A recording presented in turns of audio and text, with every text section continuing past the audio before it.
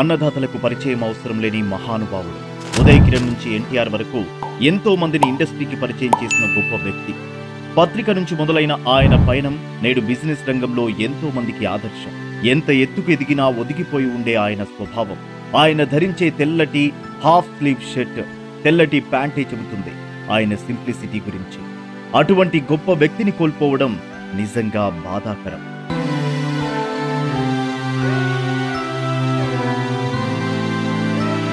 ఇలాంటి ఆసక్తికర విషయాలు తెలుసుకోవడం కోసం మా సోషల్ పోస్ట్ టీవీని సబ్స్క్రైబ్ చేసుకోండి ఫ్రెండ్స్. అలాగే రామోజీరావు గారు భారతరత్నకు అర్హులు అని మీరు అనుకుంటున్నారా? ఆప్షన్ ఏ అవును, ఆప్షన్ బి కాదు. మీ సమాధానాన్ని కామెంట్ సెక్షన్ లో తెలియజేయగలరు.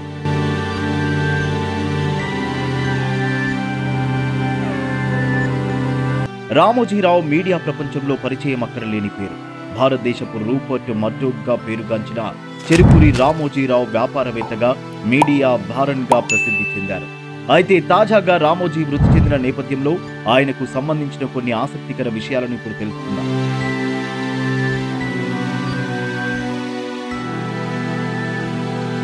రామోజీరావు గురించి ఆసక్తికర విషయాలు. 1936 నవంబర్ 16న ఆంధ్రప్రదేశ్ కృష్ణా జిల్లాలోని ఓ మధ్యతరగతి వ్యవసాయ కుటుంబంలో జన్మించిన రామోజీ అంచెలంచెలుగా ఎదిగారు. తన చదువు పూర్తయ్యాక పూర్తిగా రైతులపై ఆధారపడిన పత్రికను ప్రచురించాలని రామోజీ నిర్ణయించుకుని విశాఖపట్నం నుంచి ఈ పత్రిక ప్రచురణను ప్రారంభించారు. వ్యవసాయానికి సంబంధించిన సమస్త సమాచారాన్ని రైతులకు అందించేది.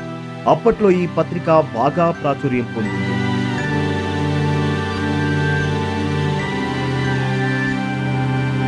ఆ తర్వాత పత్రిక నుంచి వచ్చిన విపరీతమైన ఆదరణ తర్వాత రామోజీ సినిమా నిర్మాణం వైపు మళ్లారు. 1983లో Usha Kiran movies production house ని స్థాపించారు. దీని ఆధ్వర్యంలో అనేక తెలుగు చిత్రాలను నిర్మించారు. ఈ బ్యానర్లో తెలుగు, హిందీ, తమిళం, మలయాళం, కన్నడ, మరాఠీ, బెంగాలీ సహా 80కి పైగా విభిన్న భాషల్లో సినిమాలు నిర్మించారు.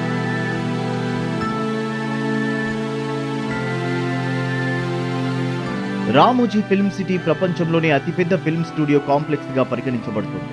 ఇది తెలంగాణ రాజధాని హైదరాబాద్ కు 25 కిలోమీటర్ల దూరంలో ఉంది. ఈ స్టూడియో 2000 ఎకరాల కంటే ఎక్కువ విస్తీర్ణంలో విస్తరించి ఉంది. ఈ స్టూడియోలో 50 షూటింగ్ అంతస్తులు ఉన్నాయి. ఈ స్టూడియో 1996లో ప్రారంభమైంది. ఇక్కడ ఏకకాలంలో 15 నుంచి 25 చిత్రాలను చిత్రీకరించవచ్చు. సినిమా ప్రీ ప్రొడక్షన్ నుంచి పోస్ట్ ప్రొడక్షన్ వరకు అన్ని సౌకర్యాలు ఇక్కడ ఉన్నాయి. సినిమాలే కాకుండా ఇది గొప్ప పర్యాటక ప్రదేశం. ప్రతి ఏటా దేశం, ప్రపంచం నలుమూలల నుంచి 10 లక్షల మందికి పైగా పర్యాటకులు వస్తారు.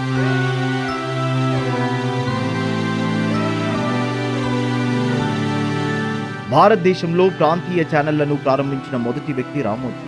నేడు దేశంలోని దాదాపు ప్రతి రాష్ట్రంలో వార్తలను ప్రసారం చేస్తున్నారు. ఈనాడు, ఈటీవీ భారత్ మొబైల్ అప్లికేషన్ సహా తెలుగు టెలివిజన్ పరిశ్రమలో ఈటీవీ మంచి నెట్వర్క్ ను కలిగి ఉంది. దీంతో పాటు జర్నలిజం స్కూల్ కేంద్రాన్ని నిర్వహిస్తూ ప్రత్యేక స్థానాన్ని రామోజీ సంపాదించుకున్నారు.